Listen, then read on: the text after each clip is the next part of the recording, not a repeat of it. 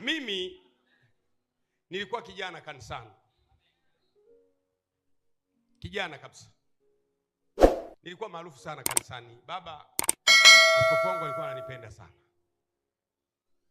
Na kanisani naongoza kama vijana hivi. Sasa mimi nataka kuchumbia. Lakini sijui nitamchumbia nani.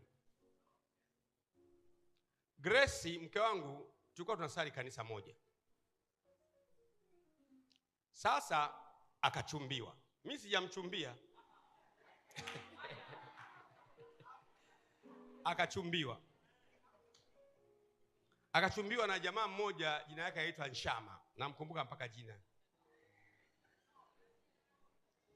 Mimi nilikuwa viongozi wa vijana, akaniambia kaka Gwajima, nimechumbiwa na kaka mmoja anaitwa fulani. Ila sijajua kama ni mapenzi ya Mungu au sio, na kushirikisha.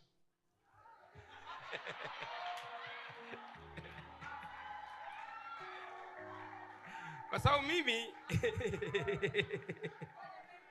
kushirikishwa oye.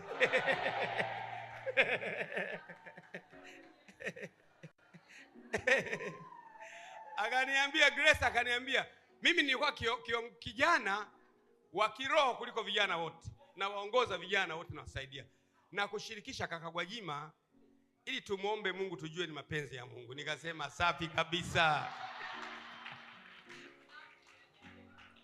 Kumbuka mimi sijawahi kumwambia wala yeye hajui, ila mimi ni maarufu. Nimeshirikishwa kumwombea mtu ambaye na mimi mwenyewe nafanya nini? Nampenda. Mungu hapo Mungu atajibu nini sasa? Mungu atajibu nini?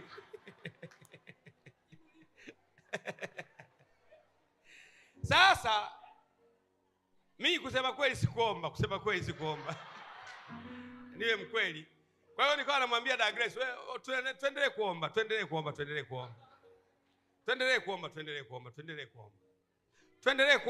kuomba. Miezi 6 imepita. Jamaa yupo anasubiri. Tuendelee kuomba. Baadaye siku moja akaniambia Mungu amenipa jibu. Nataka nimpe jibu. Kipindi kile tulikuwa tuna utaratibu kama wa kanisani hapa. Anafanya kazi mahali, nataka nimpelekee jibu. Lakini kwa sababu yule ni kaka, mimi siwezi kwenda kwa yule kaka peke yangu. Naomba unisindikize. Usindikiza oye. Kwa hiyo wakati namsindikiza sijamuuliza anakwenda kumpa jibu gani, ila moyo na wasiwasi sana. Najua nimepigwa leo, lakini nimeokoka, nampenda Yesu.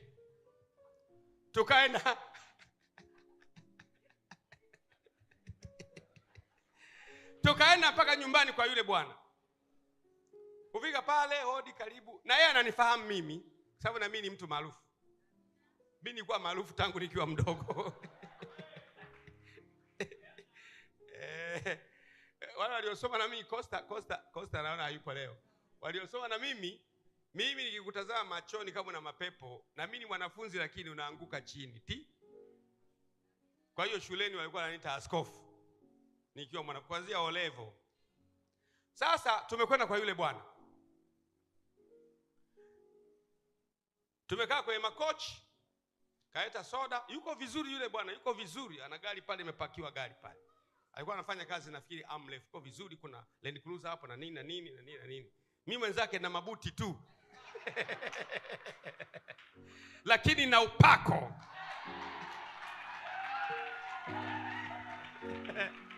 Nataka nikwambie jambo. Fedha na dhahabu sina, nilichonacho ndicho nikupacho. Kwa jina la Yesu Kristo wa Nazareti, simama uende.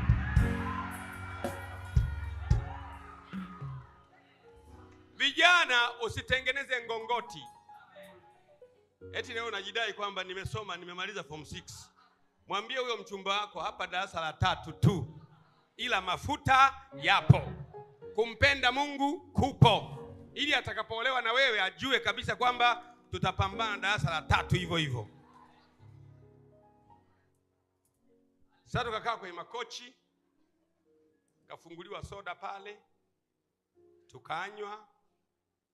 Akamwambia, kaka Nshama, sasa nataka nikupe lile jibu. Mimi sasa nikachukua soda yangu nitenge niwaachie wazungumzi. Si ndio ndugu zangu Mimi nilikuwa na hekima, nikachukua soda yangu nikaenda pembeni kule kabisa kwenye dining pale, nikakaa na soda yangu. Ila anakuwa anaangalia kwa chini chini hivi.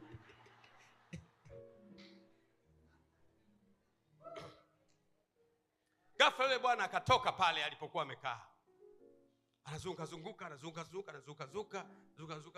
Anamwambia kaka Nshama, nini? Anasema, natafuta Piriton nimeze. Natafuta dawa ya usingizi nimeze. Nini? Nilikuwa na matumaini makubwa. Sasa huyu dada yako kanigeuzia kibao, kasema ameomba, ameona sio mapenzi ya Mungu. Nikamwambia pole kaka, pole sana. Kaambia mambo ya dunia hayo. Akasema, moyo wangu umeumia, siwezi kulala. Naomba mnisindikize tukanunue vidonge vya usingizi. Kwa tukaondoka naye tena. Tuko watatu. Tukapita kwenye duka, kanunua vidonge vyake sisi viwili, sisi vingapi, sisi Valium. Akachukua na maji hapo dukani, akameza. Huyo.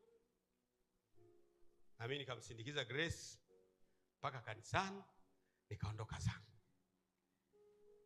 Nisikize vizuri. Anisikia vizuri. Miaka 25 baadaye, mimi niko Dar es Salaam, niko mchungaji. Nimekaa hapo nje, nikamwona jamaa fulani anapita kwa pale nje pale. Namna yake ya kutembea ni kama yule jamaa yule wa miaka ile. Anafanana na Nshama huyu. Nikamwambia, mkimbie huyo. Kimbia, ni yeye. Umenikumbuka? Nimekumbuka bwana. Uko wapi? Niko hapa, mimi napiga injili ya Yesu hapa. Ulienda wapi?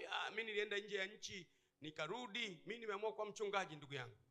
Mimi bwana kule nilikuwa nafanya kazi ya Amref, nilifukuzwa, maisha yamekuwa magumu.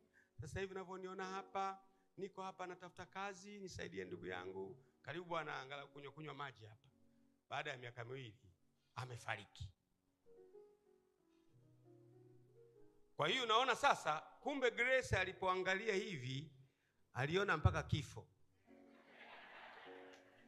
Unaona zuri kuongozwa na Mungu Aliona mpaka nini? Mpaka kifo. Aliona ujane ule pale unaita njoo, akaupiga chenga hivi. Hii ina maana Mungu akupe macho ya kuviona vitu kama vinavyoonekana kwa jina la Yesu. Lakini yule bwana alikuwa na mali nyingi. Amefunikwa na mali, amefunikwa na utajiri, amefunikwa na nyumba nzuri, amefunikwa na kazi nzuri, amefunikwa na muonekano mzuri. Kumbe ndani hamna kitu. Kuna kifo ndani. Kwa hiyo vifuniko vya kichawi vinabadilisha unavyotakiwa kuonekana. Kwa hiyo mapepo anakaa katikati ya wewe na unayemtazama hivi. Ukimtazama, attitude, mtazamo ulionao juu yake unabadilika.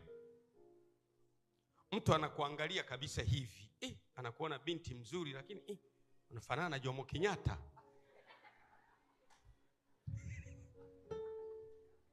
Unafanana na marehemu Mwai Kibaki. Kwa hiyo pepo huyu hajaingia ndani yako, lakini anakaa kati yako na wanaokuona, ili wanaokuona attitude yao kuelekea wewe ibadilike. Namba 3. Kuna mapepo wanakaa ndani ya mtu, wanabadilisha sura ya mtu. Wanafunika sura yake, wanaibadilisha, anakuwa sio yeye ambaye anavyotakiwa kuonekana. Sura inabadilika kabisa. Ndio unamkuta mtu uso unawasha, unakuta mdomo unawasha, meno yana tatizo, amebadilishwa. Ila yeye hajui, anawaza ni tatizo la asili. Shetani ni bingwa wa kufunika. Hebu sema, katika jina la Yesu, kuanzia sasa kifuniko cha kichawi nilichofunikwa ili nionekane nisivyo, na kivunja kwa jina la Yesu.